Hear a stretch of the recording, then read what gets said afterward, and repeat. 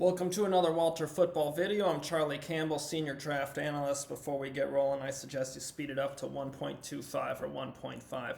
All right, I'm rained out of the outdoor studio today, so have to move it inside. But anyways, we got this week's mock and hit on some trade stuff at the end of the mock as well. So let's get right into it. First overall pick, I have Detroit taking Kayvon Thibodeau, defensive end from Oregon. The Lions roster has just absolutely been decimated by the horrible management of their former GM Bob Quinn and head coach Matt Patricia. They just have such a serious lack of talent on the defensive side of the ball, and they need to just go with best player available at a lot of their picks outside of maybe offensive line and running back. But everywhere else on the roster needs upgrades. Thibodeau, best player in the draft at this point, would give them a Khalil Mack type edge rusher, which they could badly use. Second overall, I have the Texans taking Matt Corral, quarterback from Ole Miss. Obviously, Deshaun Watson's going to be off the team at some point, and Houston's going to need that long-term starter to replace him. Third overall, I have the Eagles taking Adam Anderson, edge rusher from Georgia. Now, I wrote this mock before the suspension came out due to the rape allegation, which he strongly denies.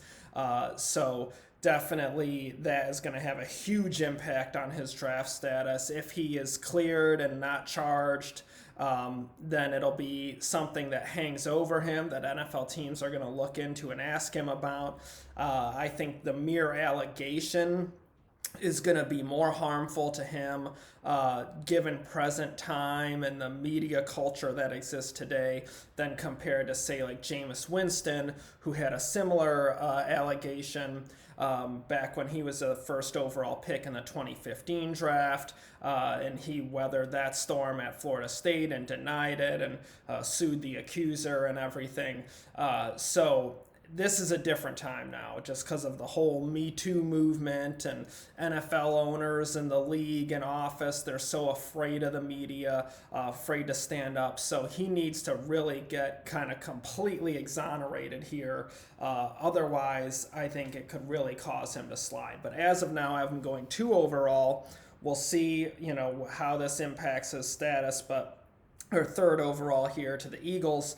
And the Eagles could use more young edge rush. Derek Barnett is hitting free agency. Brandon Graham, aging veteran, not in the future there for Philadelphia. They could use another edge guy to go with Josh Sweat. 4th overall, I have the Jaguars taking Derek Stingley, cornerback from LSU. Give them that number 1 corner that C.J. Henderson was expected to be when they drafted him 9th overall in 2020.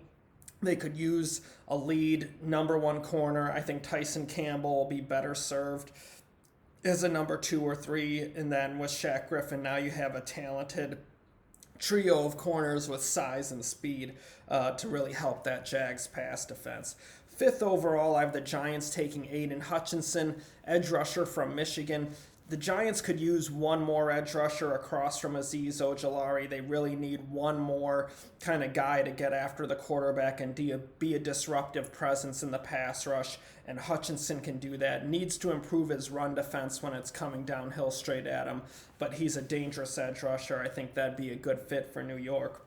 6th overall, I have Washington taking Malik Willis, quarterback from Liberty. Obviously, they need a future franchise quarterback. Taylor Heineke looks like a good, solid number 2 in the NFL, but really not an elite number 1 that's going to have you challenging for Super Bowls. So Washington's got to fix that quarterback issue. 7th overall, I have the Jets taking Kyle Hamilton, safety from Notre Dame. The Jets need playmakers on both sides of the ball. Marcus May is probably not going to be back with the team. Jamal Adams traded away, so safety is a big need. Kyle Hamilton's one of the best prospects in the draft. Can be a box safety, tough run defender, is fast and rangy and big. To be a free safety downfield, can match up on tight ends, and man, he'll be a great fit in Robert Saleh's defense. Really give them a playmaker on the back end. Eighth overall, I have the Eagles taking Trent McDuffie, cornerback from Washington. Give them another corner upgrade to go across from Darius Slay. Ninth overall, I have the Colts taking Evan Neal, left tackle from Alabama. I think the Colts, with the coaching and development they have there, they could maybe get away with Neal at left tackle. I think he's better suited at right tackle in the NFL because his feet get stuck in the ground sometimes. He's just so massive, and that's a typical issue with offensive linemen that are that big. But at any rate, the Colts need a long-term left tackle with Neal and Braden Smith and Quentin Nelson. That is just could be a monster offensive line again. And at the back of the top 10, I think that's solid value for the Colts with Neal. 10th overall, I have the Jets taking Jermaine Johnson, edge rusher from Florida State. Guy plays with a great motor, really dangerous quarterback rusher, is productive in the ground game, really well-rounded football player. The Jets need an edge rusher across from Carl Lawson between their 2 first-rounders and their extra picks on day 2. This is a good draft where they could even consider drafting 2 of them, so then they have a trio and a rotation to keep them fresh and protect them from injuries.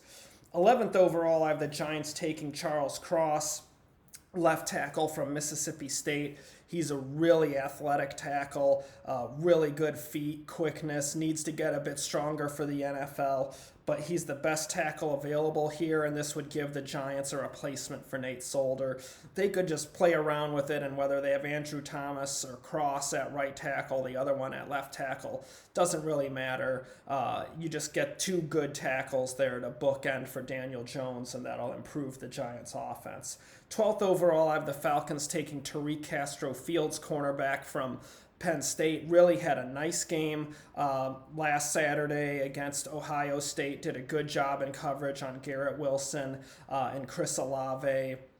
Him and Joey Porter Jr., who will probably be a first-rounder in 2023, really played well in that game against those future starting NFL receivers. Castro-Fields, similar to Marlon Humphrey, big, fast, athletic, has a few things he needs to clean up for the NFL, and that's similar to Humphrey coming out of Alabama a few years ago, but he really has a good skill set. Atlanta could really use more cornerback talent across from A.J. Terrell, and Castro-Fields would be a good fit. 13th overall, I have the Dolphins taking George Karlaftis, edge rusher from Purdue. They could use an edge rusher across from Jalen Phillips. We'll see if Emmanuel Ogbah comes back, but they need to get after the quarterback more. It's really hurt them this season. So adding more edge rush, taking advantage of this draft with good edge rush talent, that would make sense for Miami. 14th overall, I have the Vikings taking Jordan Davis, the big nose tackle from Georgia. Be a really good run stuffer, help them in their division against the 3 opponents who all like to run the ball and have some talented in the backfield, and also give them some youth on the inside of that defensive line, which they could use. He'll also help them in the pass rush. He's not going to be a defensive tackle like Aaron Donald that racks up a ton of sacks, but he gets a push. He's consistent to get penetration into that pocket, move those interior linemen back, make it harder for the quarterback to step up, and that helps your edge rushers seal the deal and get home. So Davis could be a nice fit there in Minnesota. 15th overall, I have the Patriots taking Treylon Burks, wide receiver from Arkansas. Big physical wideout, really good at body position, making acrobatic catches, has excellent hands, boxes out defenders, is tough and physical, hard to get down after the catch. Really just pure football player. We'll see how well he runs. That's the concern, I think, is going to be for him and leading. If he runs well at the Combine and Pro Day, he could really climb up there. But he's having an excellent season for Arkansas. Red zone weapon as well. I think he would be a great asset for a quarterback like Mac Jones. Have those guys grow together. 16th overall, I have the Broncos taking Trevor Penning, left tackle from Northern Iowa. Big, quick, athletic guy. Hopefully we get to see him in an all-star game that gives him better competition and some more tests of future NFL offensive linemen because he goes against a pretty weak schedule there. But at any rate, the Broncos really need more tackle help at right tackle. It's been a hole for years. Penning would definitely help seal that up. 17th overall, I have the Browns taking Chris Olave, wide receiver from Ohio State, give them a replacement for Odell Beckham Jr.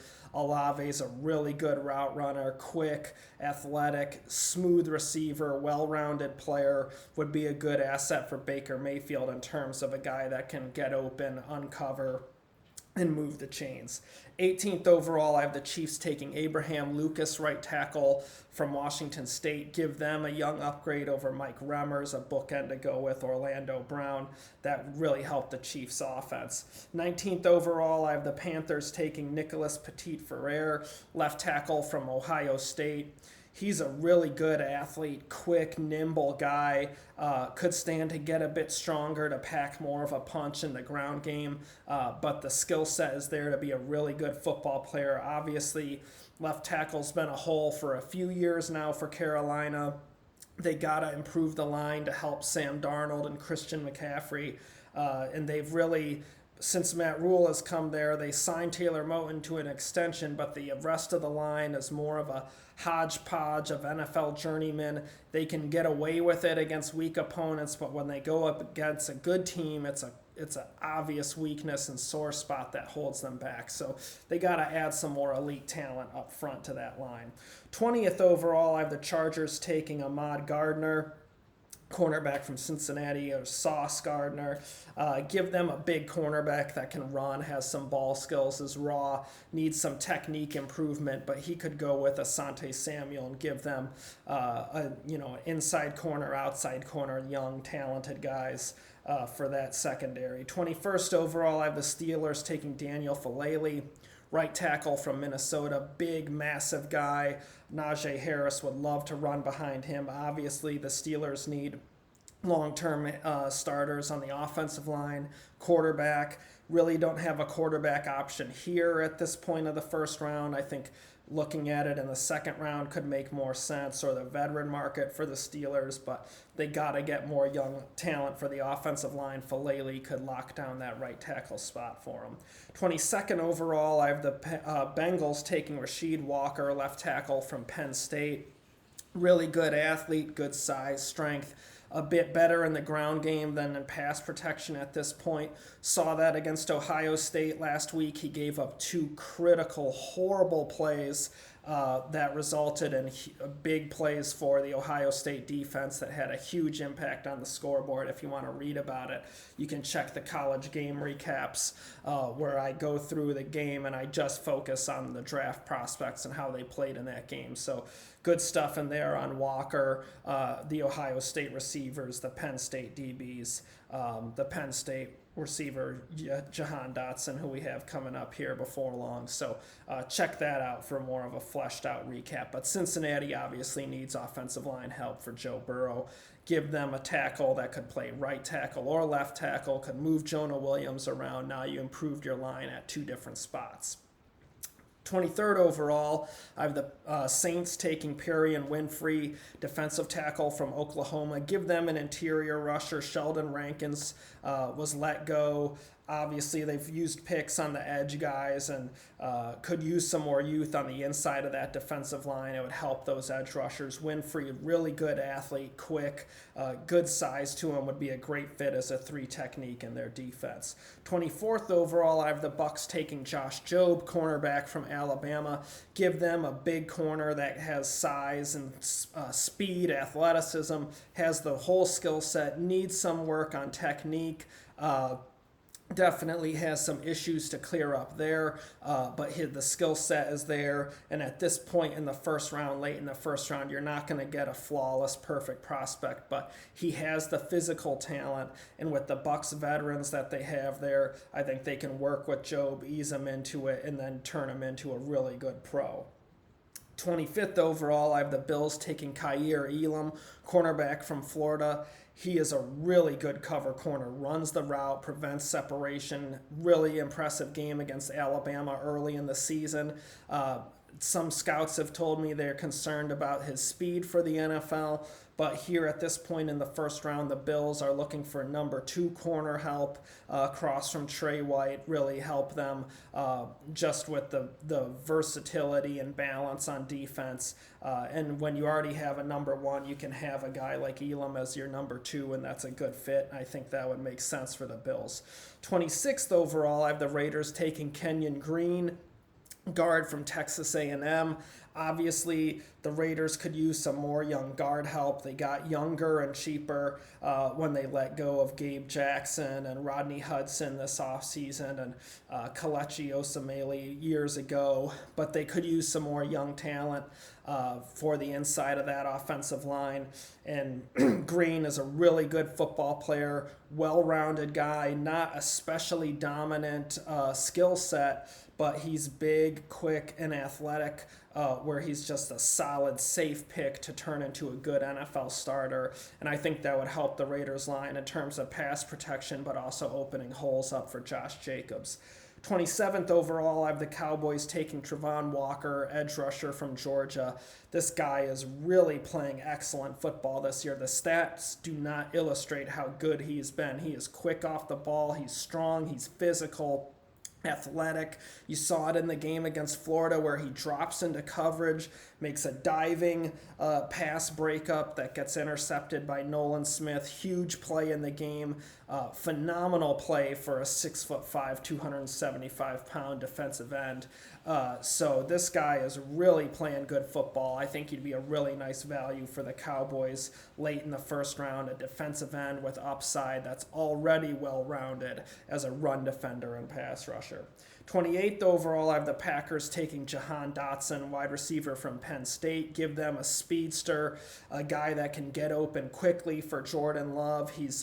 Even though he's not the biggest of receivers, he is really dynamic with the ball in the air. His ball skills are tremendous. He makes fabulous leaping catches, really competitive, and he's got speed to stretch defenses vertically. So I think that'd be a good fit for the Packers, even if Devontae Adams is resigned. They could use more talent there for Jordan Love.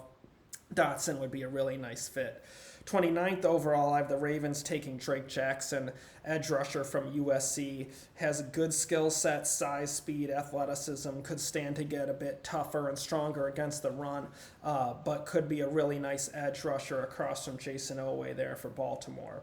30th overall, I have the Cardinals taking DeMarvin Leal, defensive tackle, defensive end from Texas A&M. He's played both positions for them. Could be an interior rusher for the Cardinals, guy to go with J.J. Watt and then replace him, that plays end on rundown, slides inside in the sub package. Needs to get a bit stronger to hold up on the inside against the run, but he has good instincts against the run and is a dangerous interior rusher. So this could be a nice value for Arizona at 30. 31st overall, I have the Titans taking Darian Kennard, right tackle from Kentucky. Big physical guy, has surprising quickness and athleticism. When you look at him, you think he's just a plotter and a mauler, but he moves well for his size. Really has an attitude in the ground game. I think Derrick Henry would love to run behind this guy. Be a great addition for Tennessee. 32nd overall, I have the Lions taking Jamison Williams, wide receiver from Alabama. Obviously, Detroit's receivers are awful. They got to get some more receiving talent there. Williams is a home run threat, great speed, really can stretch defenses vertically, can get open quickly, sudden out of his breaks, has a ton of upside. And I think he'd be a really nice value for Detroit or any team picking late in the first round. All right, let's get into some of the teams here in the second round. Because of the Rams-Von Miller trade, we don't have them included in the draft because we're not projecting picks that are mid-rounders at this point. It's way too early for that. So let's hit on the teams that don't have first-rounders but do have second-rounders. So first up, we have Seattle. Pick 41, I have them taking Logan Hall, defensive end from Houston. LJ Collier has been a disappointment. I don't know why they took him in the first round. I knew other teams that had him graded as a fourth round pick. They said he's a tough run defender, not very good pass rusher, doesn't have a great body, but plays hard and is strong. And that's pretty much what's happened with him in the NFL. He's been a disappointment for the Seahawks, and they need more young edge rush. Hall is a 5 technique with size, strength, upside, athleticism. He could be a nice addition for Seattle there in the second round. Next up, we have the Bears at pick 42. I have them taking Ed Ingram, guard from LSU. Obviously, they need more offensive line help for Justin Fields. Ingram would be a nice addition. Also give them a tough blocker in the ground game. So him and Chasen Hines, the guard at LSU. I know a lot of teams that like those guys. I think second round, they're going to be really nice value picks for some teams. 44th overall, I have the 49ers taking Jalen Armour-Davis, a cornerback from Alabama. Typical Alabama corner on the outside, big, fast, athletic guy. Has some issues to work through for the NFL, but I think he definitely has the talent and skill set to turn into a good pro starter. And obviously San Francisco need some long-term answers at corner. So there could be some good values for them in the second round, and I think Armour-Davis is one of those guys. So that's this week's mock. You got the links below there to check them out if you want to read the rest of the second round and everything and all the other stuff we have going up. But let's hit on Deshaun Watson a little bit and some before we end this week's video. So Deshaun Watson trade didn't happen. The Dolphins wanted him to have things settled out legally before they made the deal. It couldn't get done. They pulled back. The Texans obviously are not going to have Deshaun Watson play for them ever again. That's a done deal. But I think the Texans here in some ways have blown this whole process in terms of they don't want conditional picks. They want it all, rock solid. But given the legal situation, I think that's too much to ask other teams to take on. I think their price is crazy given the legal situation, because if Watson settles with his accusers, then the league's going to come in and give him a massive suspension.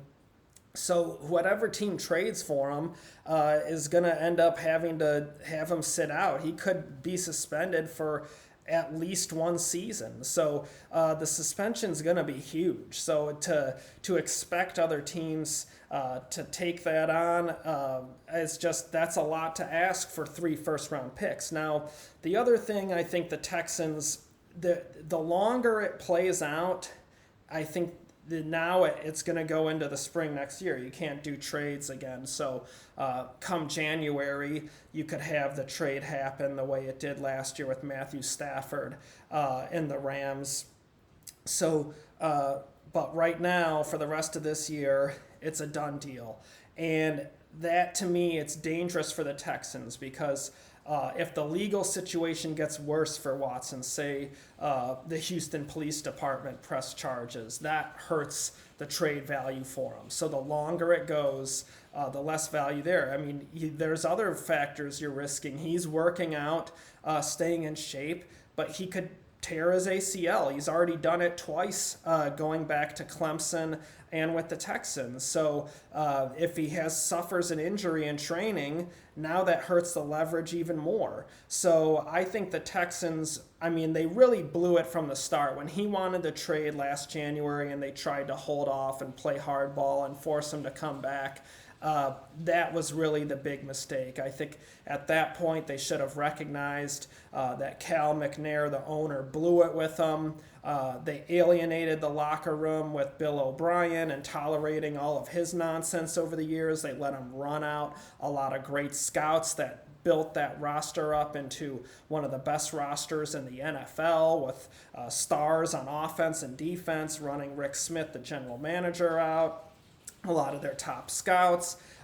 It just became a complete dumpster fire of an organization. And I think the mistakes have continued on into the new regime when they didn't cut the cord with Watson, accept the fact that it was a done deal and sunk cost. and trade him early on, right after that trade request was made. But the longer this goes, I think the Texans are playing with fire. It could end up blowing up in their face, and they're going to get even less for him because he could have a massive suspension from the league. He could be charged by the police. He could have other issues come up in training. So just the longer it drags out, I think the Texans are in danger of losing more leverage in terms of what they can command for the trade assets in return. So that's not a surprise. Cal McNair, one of the dumbest owners in the NFL, not a smart guy, not a surprise that he's screwing this up as well. But I feel bad for Texans fans because they deserve better than this. So anyways, that's this week's video. We'll be coming back again next week. Check out the mock. Check out Walt's mock and his picks video with Jacobs, prospect rankings, of course, all the other good stuff, big board stock reports, college game recaps and analysis, all of that up on walterfootball.com. And I'll be back with you guys soon. Thank you so much for watching. Please like it, share it, all that good stuff. Subscribe, you know the whole deal. And I appreciate you. I love all of you. Take care. Be safe.